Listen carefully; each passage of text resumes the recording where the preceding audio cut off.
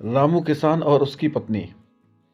एक बार की बात है। रामू किसान और उसकी पत्नी गांव में रहते थे। रामू का जीवन खेती पर निर्भर था। रामू रोज सुबह अपने खेतों पर जाता और शाम को वापस आता था। और रामू की पत्नी घर पर ही काम किया करती थी। कुछ समय बाद रामू को लगने लगा कि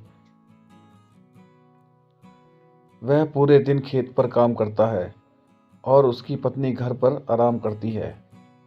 इस कारण एक दिन उन दोनों के बीच में एक छोटी सी बहस हो गई। किसान ने अपनी पत्नी को आलसी और सुस्त बताया और कहा, तुम धीरे धीरे और सुस्ती से काम करती हो। तुम अपना समय बर्बाद करती हो। और उसके काम करने के तरीके पर आलोचना करने लगा।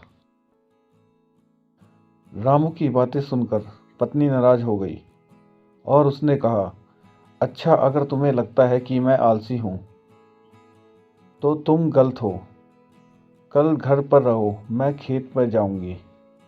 मैं खेत का काम कर दूंगी। क्या तुम मेरा काम करोगे? पत्नी ने कहा। गाय का दूध निकालो, सूअरों को खाना खिलाओ, बर्तन धो लो, हमारी मुर्गी का ख्याल रखना, सूत काटो और मैं खेत में जाकर काम करूंगी। रामू ने खुशी खुशी स्वीकार किया और घर का काम करने के लिए राजी हो गया। अगले दिन जब पत्नी खेत पर काम करने चली गई, तब रामू ने घर पर ही काम करने का निर्णय लिया। वह एक बर्तन लेकर गाय के पास दूध दहाने के लिए गया। उसने गाय का दूध निकालने की कोशिश की। उसे एक अच्छी किक मिली। फिर वह सूअर बाड़े में गया। उसका सिर बीम से टकरा गया। वह मुर्गी को दाना डालने गया। वह घूमना भूल गया।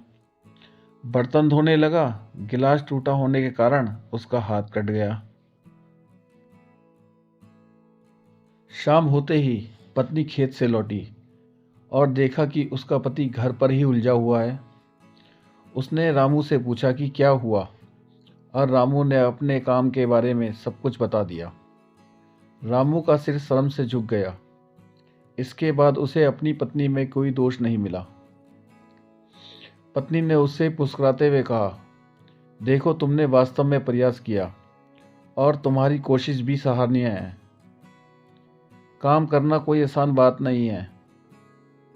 हमें साथ मिलकर काम करना चाहिए और एक दूसरे की मेहनत को सम्मान देना चाहिए। रामू को अपनी गलती का एहसास हुआ और वो दोनों लंबे समय तक खुशी खुशी एक साथ रहे। यह कहानी हमें यह सिखाती है कि साथ मिलकर काम करने में ही सच्ची खुशियाँ और सम्मान मिलता है।